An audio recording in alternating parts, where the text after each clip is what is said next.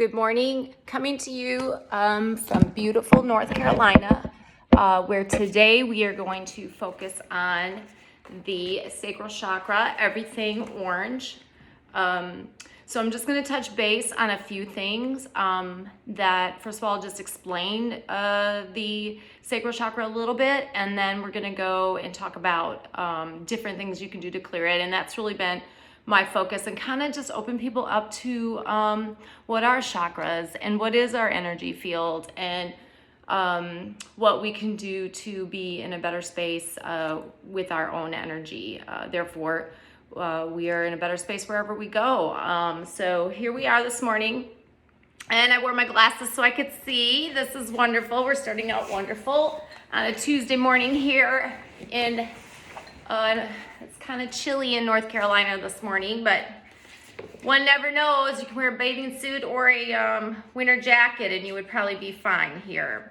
So I'm just got some of my notes, so I'm just gonna touch on some key points. Like I said, each chakra I usually spend 1 month with my clients, and really go through that energy with them, and I revisit, right? So I go through those things again because we heal in layers. Nothing is, actually healed overnight. It's a continuous practice to be in a healed place, right? And then other things come up in our lives, and all of a sudden you're like, oh, here we go again. Thought I dealt with that, and you're back. But that's part of healing, right? Healing doesn't always happen overnight. You can have an aha moment overnight, but then it's like to apply that takes a little bit more effort. Okay, so everything orange, there's a symbol associated with each chakra as well. So I recommend you guys, Google, find some books, read up more about the chakras, because I'm really just hitting key points on it. So this is going to be about our passion and reconnecting with your creative energies. Some people, they say that they love to paint or singing. I sing, although I can't sing. I don't say can, I just don't do it very well, but that doesn't mean I don't sing, because I like it, and I dance because that's fun. All these things are showing joy of our spirit, right? From as far back as you can think, people dance and sang, and that was how they, interacted with one another. The sacral chakra is your passion and your pleasure center, and it is located in the pelvic area. One of my friends this week was like, I just can't get past the sacral chakra because I just keep thinking that it has to do with the sacrum. And I'm like, well, in a way, you're right, absolutely, because they go back and forth, right? They're like energy vortexes that spin, and this one sits right above your pelvis. So very good observation on her part. While the root chakra is satisfying our survival, the second chakra seeks pleasure and enjoyment. The gift of this chakra is experiencing our lives through feelings and sensations. Right? And we get out of our heads in this one. So really, what are you passionate about? And I always say, if you find your passion, you find your peace, right? But everybody's different in what it is that brings them passion. So really, in the ability, you need ability too, right? Because I'm passionate about singing, but that doesn't mean I'm going to be a singer, right? So you find your gifts. Each one of us have a gift, and use that, and you're going to succeed in what it is, because that's what you were brought here to do. When you're living your true sorry, I only had 1 cup of coffee this morning. Authenticity. There it is. I knew I'd get it out sooner or later. And it's feelings, emotions, pleasure, sensitivity, sensuality, intimacy, and connection.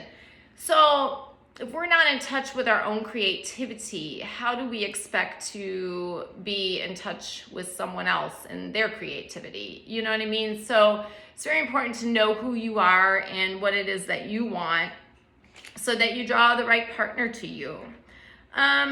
Challenges for the sacral chakra is conditioning of our society. You know, our society says, fit in this nice little box. I don't care how you feel.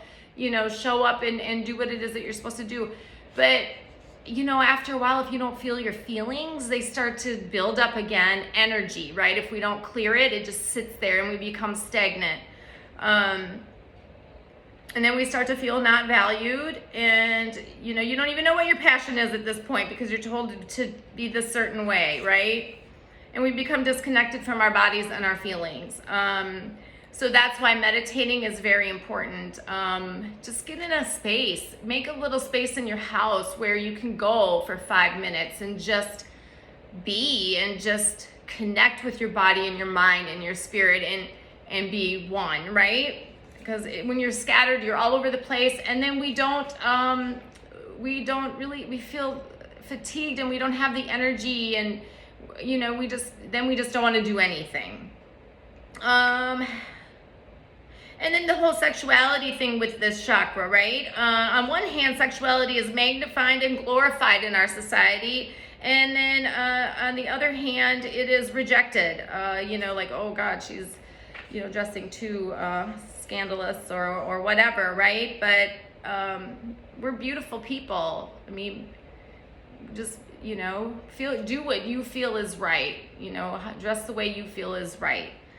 But this will result in blocked or excessive second chakra issues. Let's see what we can here talk about. The sacral chakra is also your center of creativity. Passion is the fuel of creativity, energy, or, you know, everything you create, a poem, a drawing, a website, it all originates from this energy of this chakra. It is also where your fertility originates. After all, conceiving a child is a creative process. People with open chakra are very passionate, present in their body, sensual, creative, and connected to their feelings. You know, with this chakra, again, sits right above the base chakra, and I told you before about how they're connected to the organs in that specific area. So this one is going to be your ovaries and your testicles. And then, you know, medical issues would maybe be, you know, still some of the reproductive stuff. Like I told you, the base was about reproductive as well. Genitals, kidneys, and bladder. So a lot of times you'll see people have disease processes involving those organs. And so I'm going to tell you different things you can do to help with that in a few minutes. See what else I can tell you. So herbs, you can use fennel and coriander in your food to kind of, you know, help get that started as well. And then remember your words of affirmation. I think that's very powerful. Even, you know, I got excited because at work they actually put words of affirmation on a mirror, and I was like, wow, that is so awesome, because you know, when you go into that bathroom, it says you are strong, you are, you know, you are healthy, you can do this. It's like, if you keep feeding your mind those positive things, it doesn't veer to the negative. You can retrain your brain to think positive, right? And then when you're around people who are not so positive, you continue to say, you know, find something positive within that day. Be grateful, be thankful, because when you do that, you drop into a space where you're thankful. And when you're there, you don't have the ability to be, you know, upset about everything that comes your way. I mean, there's so many situations that could be a lot worse, right? You know, so that's what I say about that. But, you know, just say, I love and enjoy my body. I have a healthy boundaries. I am open to experiencing the present moment through my senses. I am passionate. I feel pleasure and abundance with every breath I take. I nourish my body with healthy foods and clean water. So as long as we're on foods, we might talk about that. So again, with the base chakra, I said everything red. So when I say red, like, you know, fruits and vegetables, I mean, licorice isn't gonna do it, right? I mean, it may make you happy with the sugar, but it's like oranges, carrots, sweet potatoes, squash. And you think about it too, right? It gets real simple when you think about things in a color, right? It's like, okay, everything orange. I just have to eat orange foods and go from there. With each chakra, it's the same thing going up. So I was gonna say something, but I forgot. But it'll come back to me about the foods. Oh, roots. So it's like mostly the root vegetables with, you know, the base chakra, and then coming up to the sacral chakra, you know, I talk beets and root vegetables are very good for those lower chakras because it kind of gets you connected. Okay, let's see. One of my favorite parts of it are, I'm going to talk to you I'm going to just grab a couple stones, right? There's many stones / crystals out there. Again, just find the orange ones, and then that's how you start to learn about things. If you're passionate about something, then go get it and Google it and learn about it. And then before you know it, you know, you really know about some stuff, and then you can teach other people. But the stones that really pop out for me, I love the coral. The coral is so underrated and just a really elegant, simple crystal. But I'll read about them a little bit. I have the coral one right here. I actually make these bracelets if anyone is interested, and it's made with real gemstones and also hematite, which is very grounding and a protecting stone. So coral, there have been many beliefs throughout history as to the positive attributes of coral. It has always been thought to have the power to protect the wearer against evil and enchantments, as well as the power to cure madness. Don't we need that right now? My goodness. Oh, and then here's my other one. I just love it. I told you about the red carnelian. Well, here we are with the orange one. See, it's in different variations of color, but orange. So this is one of my favorites. Carnelian restores vitality and motivation and stimulates creativity. Voila! It gives courage, promotes positive life choices, dispels apathy, and motivates for success. Carnelian is useful for overcoming abuse of any kind. It helps in trusting yourself and your perceptions. For energy, strength, stamina, and spiritual grounding. Woo! Told you. There it is. All right, so that's having to do with that. A closed sacral chakra can shut you off from opportunities and stifle your creativity. You may feel isolated or numb and disconnected from your emotions and the people around you. People with closed sacral chakras often try to compensate by being overly controlling or abusive. On the other hand, an overactive sacral chakra can lead to mood disorders like depression and bipolar disorder. If your sacral chakra is overactive, you may feel needy and need constant reassurance. You may be creative and active, but have no confidence in your work and be unable to accept criticism. Criticism for me is a tough word because it's like, how can I judge somebody on what their gifts are, right? You know, if people do something, I'm not going to go, why'd you do it like that? Well, they did it like that because that's who they are, right? That's how they did it. And so I think we need to be very, very conscious of how we interact with others when they may have did something that was really passionate to them, and then somebody says, well, why'd you do it like that? Because that's how they did it. That's who they are. That's their uniqueness that they brought to the table. And that to me is a little bit of bullying. And even in adulthood, we still bully, and we don't even realize that we do that. So just be passionate, and everyone is on this journey together in this life. So as a soul, we need to help other people, right? If I meet somebody, they're clearly on my journey, And it may be just for that moment, but you can be the difference in that moment and say good morning, or your hair looks nice, or I like those socks, or something that, you know, it's like you keep that positive energy going. It's like the words of affirmation I give to myself. Well, it's also words of affirmation that I give to other people, right? And if I can't say anything to somebody nicely, then my thoughts are nice. Like, wow, I hope that person has a nice day, right? Or let me send some positive energy to that person. They seem like they may need it. So that's how I look at that.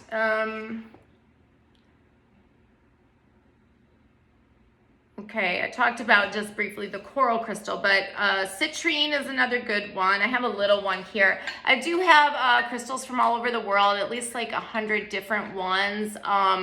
So if anyone is ever interested in different crystals, I also have those available. And I wear them in my bra pretty much wherever I go. I know, the crazy crystal girl. But it's citrine is more of a yellowish stone, but it's very good for raising vibrations.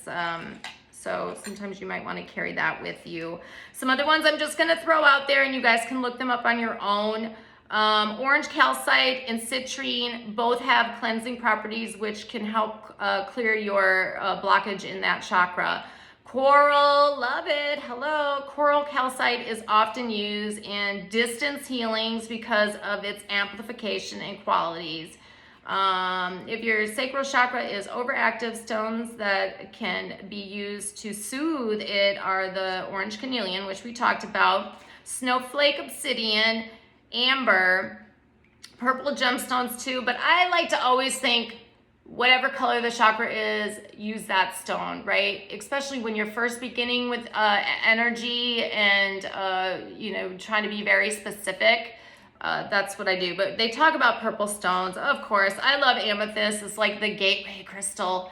And then tourmaline is I wear tourmaline every single day, because what it does in front of the computers and our cell phones, it restores our natural energy field, our pulse electromagnetic field, which is really thrown off when we're around these computers all day long, right? Our ancestors used to be out in nature and, you know, probably barefoot and sitting around a fire. So we're totally, you know, evolved and removed a little bit from what usually keeps our energy field in line. So anyway, there's that. And let me see where we're gonna head next. I'm so glad I can see this morning. I have my glasses on. Wow. Essential oils. I love essential oils, right? You can, it's a quick way to kind of, you know, jumpstart your energy. My daughter, Kanisha, loves the citrus. Me, I'm not drawn to it. So it's kind of what you're drawn to. But citrus is a very like a popping, you know, oil in it. Let me see, I'll go to that one first just because I'm on it. Orange is frequently thought of as oil of abundance, allowing one to open the sensual part of the being and accept all the gifts of life. Orange oils symbolize innocence and fertility. Due to its liver stimulating properties, this uplifting oil has also the ability to free up stagnant life energy. Orange oil can bring emotional ease, optimism, and creativity and adaptability. Very good, right? So that's orange. I don't love the orange. I mean, it smells good, but I'm a lavender girl. I love lavender. And lavender is one of those that you can use for any chakra, right? It's a universal one, right? Just like they're talking about amethyst, it's an overall healer. So if you love lavender and you love amethyst, use it. They're my faves too. Bergamot is another one they talk about. The sweet, lively, and citrusy oil will enliven your senses and encourage the release of repressed emotions. Bergamot is uplifting as well as gently relaxing. It helps to disperse stagnant energy, releasing stress and tension. I'm going to read, what other ones are, and you can look them up, but I'm going to just hit on the top ones. Otherwise, we will be talking just about oil. I mean, I could talk about oils just for a whole hour, but rosewood. This is a sweet, woodsy floral oil. It's known for aphrodisiac qualities as well as for promoting hormones in the secretions of hormones. So if that's one you want to do to have a baby there. Neroli, also called orange blossom, with a sweet, delicate, citrusy aroma. So you see where we're going with this? It's like the citrusy ones. Jasmine is another big one. And be careful with some of these oils if you're sensitive. Some oils actually can cause or trigger a headache or migraine in certain people. So be careful of which ones those are. Jasmine is one of those, but some people love it. But if you're wearing a good therapeutic medical grade oil, then that shouldn't be as much of a problem with triggering people because it's natural. Jasmine, warm with an exquisite floral scent and a comforting sweetness. Jasmine has been known for its also aphrodisiac qualities. Jasmine harmonizes sensuality and emotional aspects of your being. It helps to reawaken passion and restores capacity for life. So you see the trend here. The oils go with that chakra. The same thing that the chakra needs help with. The oils kind of do that. So let's see, two of my faves, I gotta call them out because I love them. My first fave, and people know at work, you can smell me coming down the hallway, but it's a blend by doTERRA, and it's called Clary Calm, right? And it just takes it down a notch. Other than that, I don't know how to explain it, but this warm, musky, and slightly spicy oil has been used during the Middle Ages for female complaints of kidney disorders. Clary sage is both strengthening and relaxing. Known for its emotionally uplifting effects, this oil can bring on a euphoria. As the name implies, clary sage promotes clarity and is especially useful during times of emotional confusion. So, when you're at work and things are a little crazy, just put on a little oil and it kind of just soothes you down a little bit. And Lang-a-lang, this sweet and tropical oil is known for its aphrodisiac qualities again. It stimulates sexuality and sexual energy and enhances relationships. It is both a stimulating and calming essential oil, which reunites emotional aspects of your sensual aspect of your being. The oil also has a calming action on the heart, and it brings back feelings of self-love, confidence, and joy into simple pleasures. And that's another oil that I know when we get to the heart chakra, that'll be another oil that we talk about, right? So a couple really good oils there. I suggest you guys start to use to open up that sacral chakra. Sandalwood is another one. Sandalwood is right up in there with cedarwood and sage. It's a very holy oil as well, very good in clearing. But sandalwood is considered a sacred oil, and on a spiritual level, it helps to reunite the spirit with the senses. This soft, woody, and earthy oil is sensual yet deeply tranquil. You hear my bulldog whining in the background. Bear with me on that. Sandalwood is associated with empress times, so it goes back for many years with these oils. And so what else are we talking about this morning? I didn't have my glasses on last time, so I was like, yeah, yoga is really good for this. Yoga is very good for the whole body mind spirit connection, right? And so the poses that we use to help open up that chakra are going to be the goddess pose. And I offer you to Google these, or just get a book on yoga, right? Get a book on yoga, get a book on crystals, get a book on whatever calls to you. Get that so you can start to really go in a little further, because I'm just talking for a few minutes and trying to pull out some key points for everybody just to get those chakras going, or even just to get you aware of what those are. Or even that you even had a chakra system or an energy field, right? Like, who knew? Reverse warrior pose. And then the wide-legged forward bend. And your seated forward bend. And your reclined bound angel pose. And each one of these have a Sanskrit word that they use.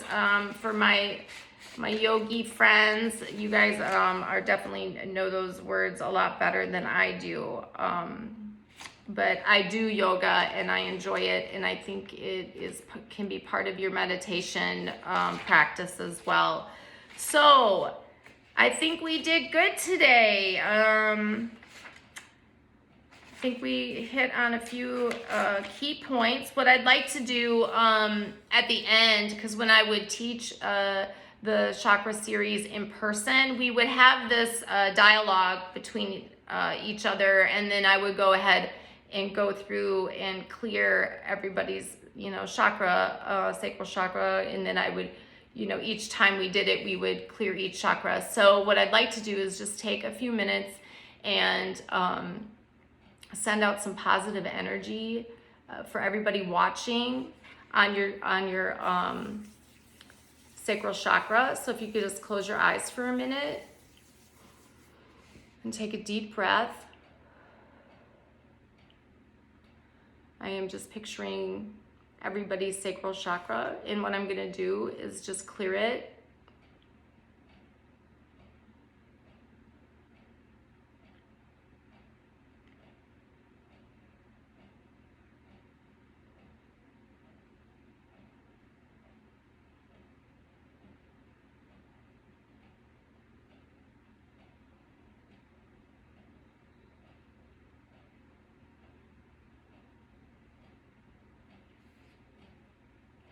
And what I'd like to do is thank everyone for tuning in and watching. I hope this was helpful. And again, next week I will post the yellow chakra, the solar plexus, the third chakra.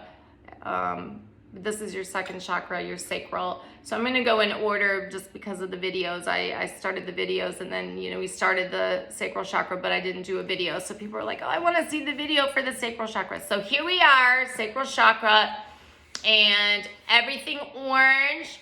Go out and eat some oranges today and meditate. And I hope you guys have a beautiful day. And again, thank you for tuning in. Until the next time.